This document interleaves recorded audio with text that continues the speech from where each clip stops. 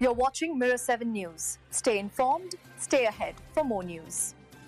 Right now, around 20,000 people living near St. John's, Newfoundland, are facing a very real threat from a fast-growing wildfire. The fire erupted just south of the city, near a place called Paddy's Pond, and it has prompted authorities to issue evacuation alerts for several communities in the area. This includes towns like Paradise and Conception Bay South, and recently the alert expanded to neighborhoods on the city's western edge like Galway and Southlands. The wildfire started on Monday and quickly spread, growing to about 2 square kilometers by Tuesday. 4 water bombers have been sent in to try and control the flames, but thick smoke has made it difficult for officials to assess the fire's full size or its damage. The fire is burning dangerously close to critical electricity transmission lines, though so far, no power outages have been reported. People living nearby are understandably anxious.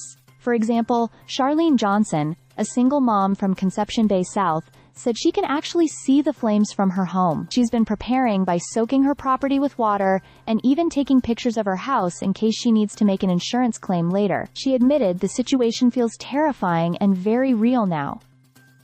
She's basically waiting to see what happens next.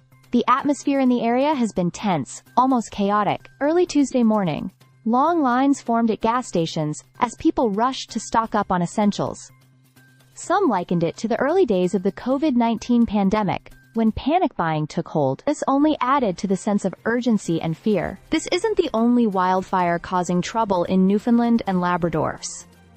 As of Tuesday, there are 4 major wildfires burning out of control in the province, including a huge one near Kingston that's been burning for over a week and has now grown to 64 square kilometers.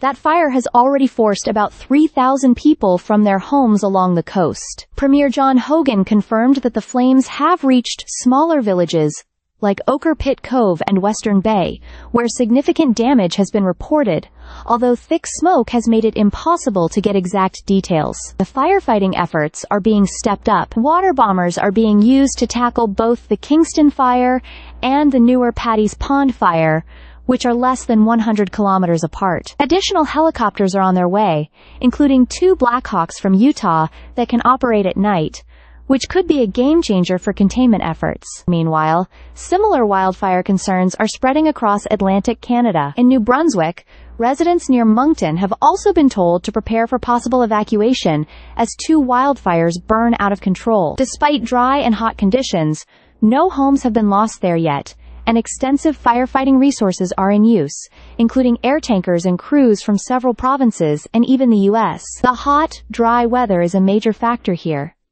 Much of Atlantic Canada is experiencing unusually dry conditions, with drought declared in places like Nova Scotia. St. John's, for example, has only received about a third of its typical rain since April. Environment Canada has issued heat warnings, and the humidity in eastern Newfoundland is making temperatures feel dangerously high, up to 41 degrees Celsius in some spots. This combination of drought, heat, and wind has created a perfect storm for wildfires to ignite and spread quickly, putting thousands of residents on edge as they wait, prepare, and hope for relief. The situation is evolving, and people across the region are being urged to stay alert and follow any evacuation instructions carefully.